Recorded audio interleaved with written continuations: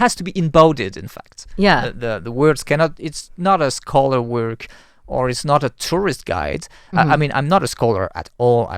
You learn through experience, you could say, like through living here. So that's why the word has to be a bit embodied. So by people I know, or by people I did create, based on people I know.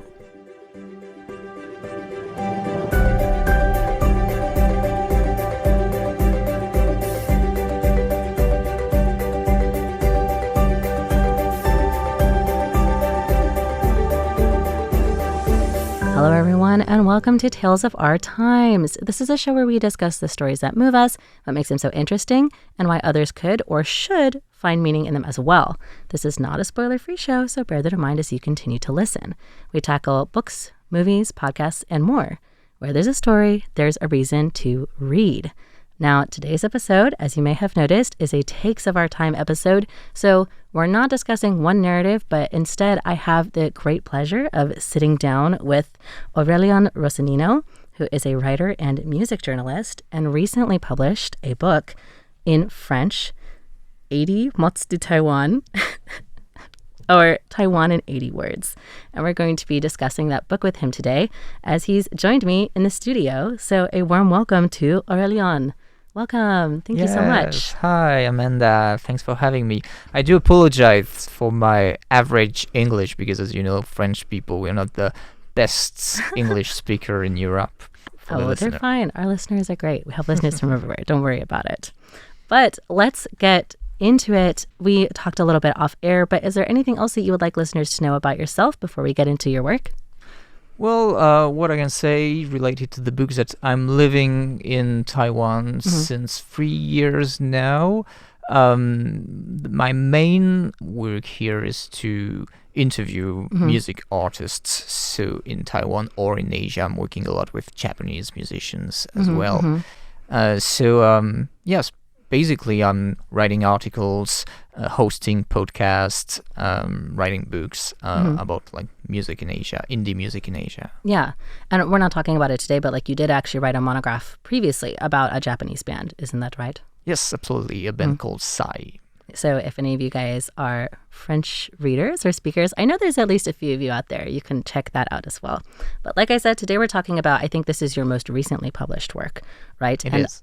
For the sake of my pride, I think I will be referring to it as Taiwan in 80 words. But would you mind telling us a little bit about your work so that we kind of have some context going forward? Yeah, sure. So, in fact, this book is from a wider collection. The publisher is called L'Asiathèque, which is a French and Parisian publisher. He starts some years ago, maybe 5-6 years ago, to run this collection about one country depicted using 80 words, 80 short 2 pages articles. So he's got like India, Cambodia, Morocco, some other countries, Vietnam.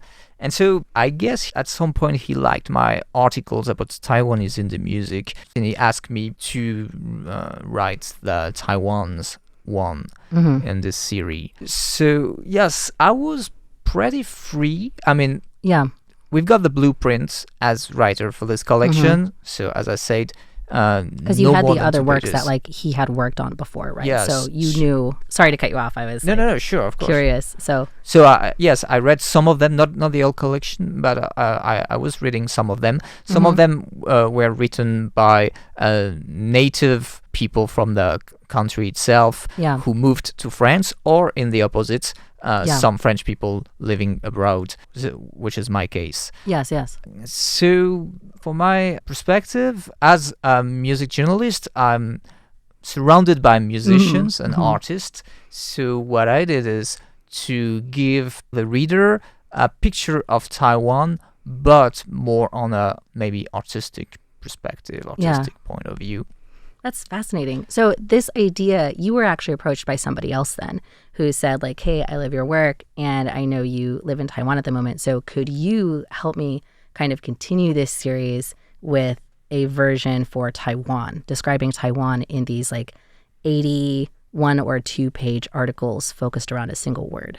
Is that correct? That's correct. And I did add, you say it's a non-fiction writing. In fact, it's a bit of a fiction writing. Well, I think there has to be some creativity in it as well, obviously, right? Yeah, I did create some characters, in fact. Really? Yeah, because that's so cool. to blend different people or to blend different ideas, and because I've got to also connect different chapters. So I decided to create, I forget how many, but maybe 10 or 12 characters who are leading the readers among different topics. So there's like sports, like nature topics, arts, culture topics, historic topics. Yeah.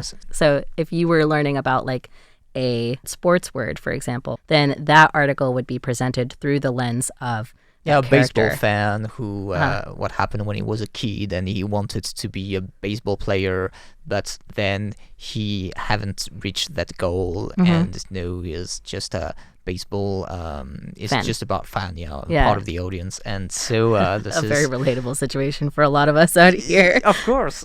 So it's a kind of it has to be embodied, in fact. It's not a scholar work. The word has to be a bit embodied by people I know or by people I did create based on people I know. Actually, that's a really good introduction to one of the other questions I wanted to ask you. This seems like a very multicultural endeavor because you are French, and obviously there's the mainstream Taiwanese culture. But I noticed that in your book, you also have like many other languages that seem to be represented, including Taiwanese Aboriginal, which is kind of like a really big umbrella term we who live in Taiwan understand. So I wanted to know if you had one audience in mind when you were writing this book. Oh, that's a great question because I haven't think about it. For sure, it's not especially the people who are like fan of Asian content or Taiwan content. Once again, you will maybe not learn that much as you can learn in some history book. But to take the example of Aboriginal language, there's only Taiwan language because I met this artist from Taiwan nation called Dai Xiaojun Solyari in her Taiwan name, and she invited me to her house in the mountains in Pingtung, and she is a part of this kind of neo-pop Aboriginal music. Oh, yes. Which it starts in the 90s, but in the 2020s it became very, very important. So to go back to the questions, I do hope that the readers are music fan at some point, because there's a lot of content that I'm entering in through music. So for example, Aboriginal culture, I'm going into that because of the music, so it's not a very big view on everything related to Aboriginal people, of course. Well, and you said earlier when you were describing the book, this isn't necessarily meant to be a travel guide, right? It's the more that you discuss it, it kind of sounds like cultural insights into Taiwan through like vignettes focused around one idea and exemplified through like a single word. So I think your idea then of ideally music fans does kind of make sense because music has such a good way of transcending cultures. At the very beginning of the book, there's a QR code linked to a Spotify playlist that I made. For the whole book? Yeah, for the whole book. So you've got all the songs mentioned in the book and all the artists mentioned in the books are on a Spotify playlist. That's such a cool idea. I've never heard that. If you look for like 80 mots de Taiwan, which is titled in French, on Spotify, you will find the playlist. That is so cool. I love that idea. I wish more authors would do that because I'm a big like soundtrack person. So like I love listening to like mood music when I'm reading like a certain book or when I'm writing. That's like such a cool immersive idea.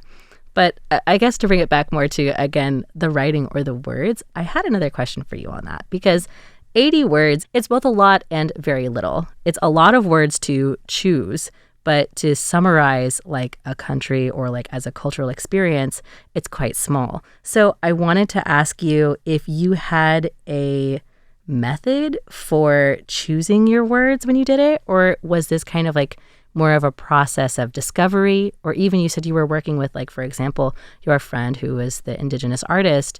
Did you kind of export that by like asking others, like, is there a word that you think is special or meaningful?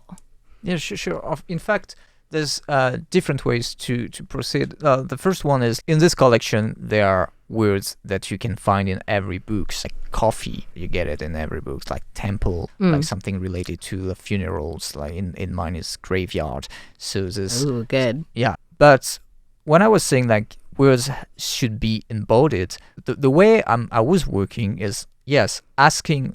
Musicians, they have to name their band. And in Taiwan, it's very interesting because here we've got a strong sense of humor. And so they play on words like that. But it's impossible to translate, of course, this kind of funny things. For example, there's a band called 我是机智少女, which is in English, I'm difficult. But because 机智 means a scooter in Taiwan, but also means someone who is difficult to satisfy, in fact. Yes. So it's this two reality linked in one word because of some people doing music under this name. Give me different elements, like a literary challenge. How do I write in the same time about scooters and about having the feeling of some people, difficult people, never satisfied. Never satisfied. And also talking about the band itself, because I love them. And so it sounds like you were kind of seeking out words that like pull double duty or like mean more than just the surface level meaning to them. Sure. Because I think you're right. Like that is something that I've noticed since living in Taiwan, is that the way that people use Mandarin is very punny.